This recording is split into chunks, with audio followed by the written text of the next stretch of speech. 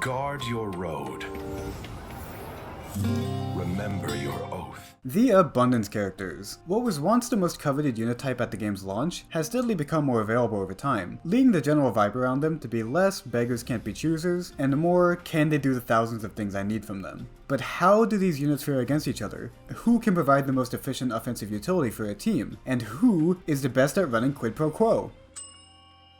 Well, first things first, here's the criteria as always. We are now 5 paths in with these lists. I plan to do Nihility once Jiaoshu is out, before finishing it off with Destruction as my first ever comment asked me to do. Thanks Aang, but I don't think I'll be waiting long enough for Blade to be buffed. I'm not waiting until I retire. With that, let's get on with the ranking. Nice to meet you, I'm Natasha, an underworld doctor. Feeling sick? Natasha. Sorry to say, but this is probably the biggest falloff of a unit that this game has ever seen. When the game launched, we only had 3 real, not you March, sustains in the game, with Natasha being the only free one. Nowadays, through last patch's event, an F2P account could get Lynx and Gallagher for nothing, leaving her as rather obsolete. But, well, what does she have? Well, her ult is some nice emergency healing. She has a cleanse, although it is on her skill, making it not as instant as a lot of other units, and wow, that's it, huh? Yes, she can technically sustain, but not only will she likely consume a ton of skill points, but she just provides literally 0 offensive utility. Unless if you count the ability to use quid pro quo, but I mean, that is not unique to her. While I don't see her as unusable, I will put her in the lowest tier purely as there are better completely free alternatives. The only exception being if your account is brand new, or if you for some reason didn't get Gallagher last patch, which I mean, at that point, that's just on you.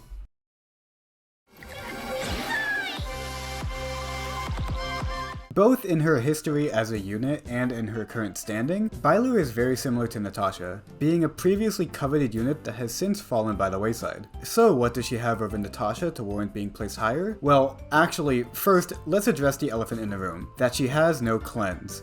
This obviously matters more or less depending on the fight, but man does it suck. There's no real other way to put it.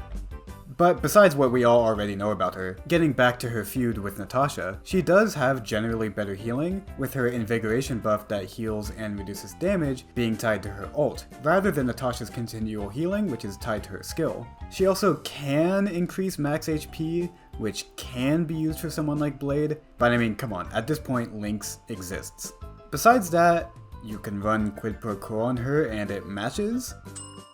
I'll also say that her Eidolons, like her E1 and E4, do have some offensive utility, which is somewhat relevant since she is on the standard banner, so if you play the game long enough and get unlucky enough, who knows, you might have some use for her. And, fine, I'll give her some points for her revive. I think revives are very overrated in HSR, just due to the fact that you need to die for them to do something, but a safety net is something, I guess. You get 1 point, Bailu, congrats. Now please stop showing up when I'm at pity.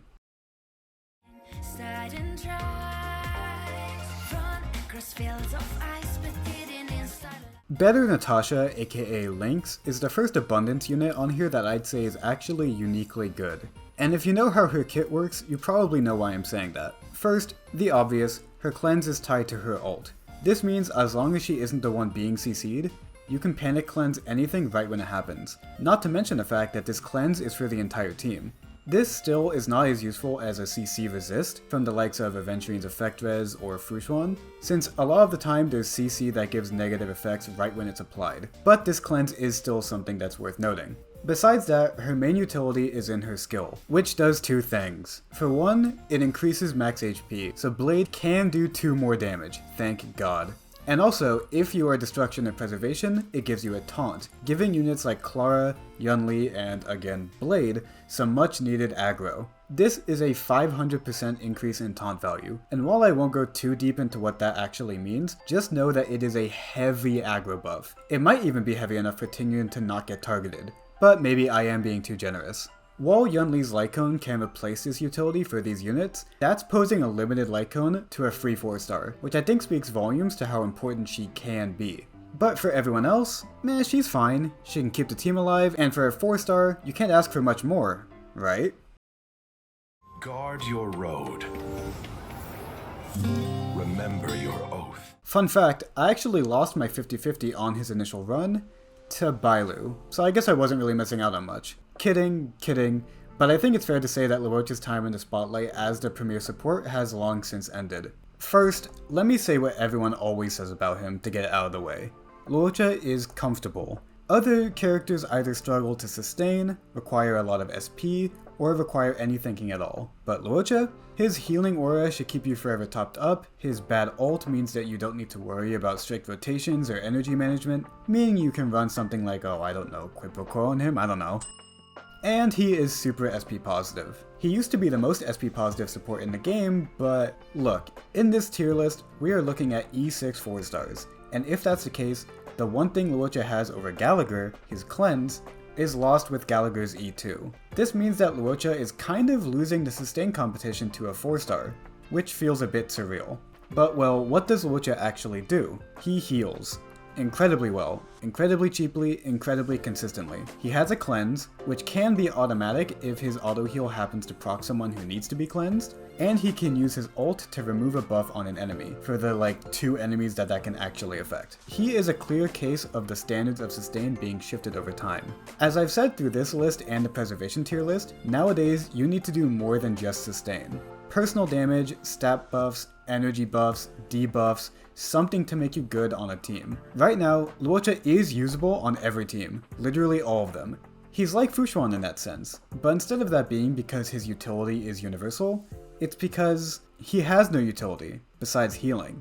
I can't place him lower than this tier because of how easy he is to use and how few flaws he has, but he's missing too many strengths to be placed any higher.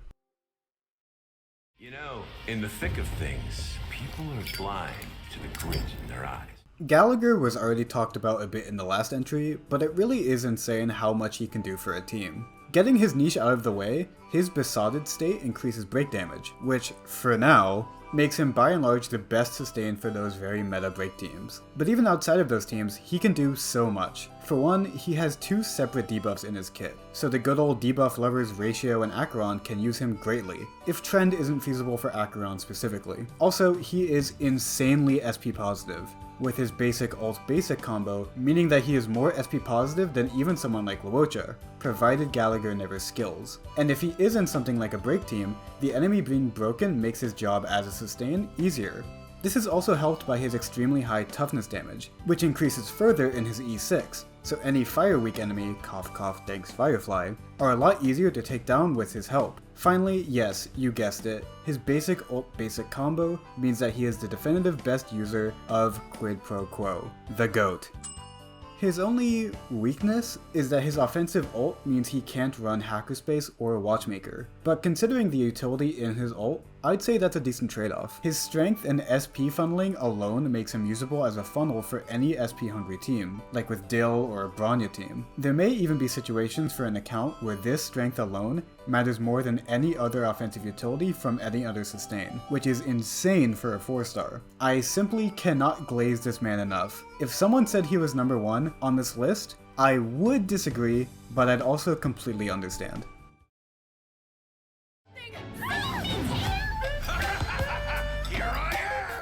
Like with many other of my tier list videos, this feels rather obligatory. Huohuo has some of the most offensive utility out of any sustain in the game, with universal energy and attack buffs. Although the amount of energy isn't really anything major, it can help with some really tight energy rotations, like with Tingyun or Ranmei. With carries that are heavily ult reliant, like with Dill or Yunli, Huohuo can increase the speed of the rotation to where you can shave off entire cycles. Now, Huohuo does have one pretty sizable weakness, which is that in theory she is SP neutral. To keep her heal up, she needs to essentially alternate between skill and basic. But this is assuming you constantly need her healing throughout the entire fight, which a lot of the time isn't really realistic.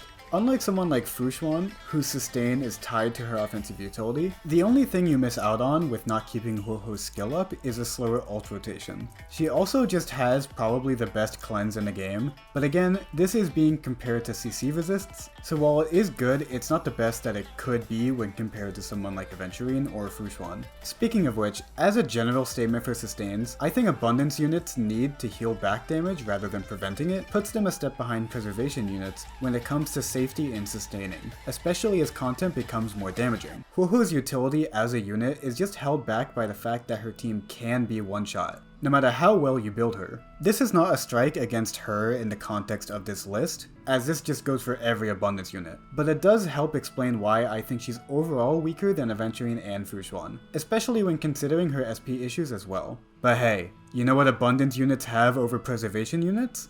They can run quid pro quo! Woo! But as much as I enjoy downplaying who I put at number 1 in all of these videos, I can't deny her strong place in the meta, and she fully deserves to be at the top of this list. That's everything, subscribe for more, watch my other videos, bye!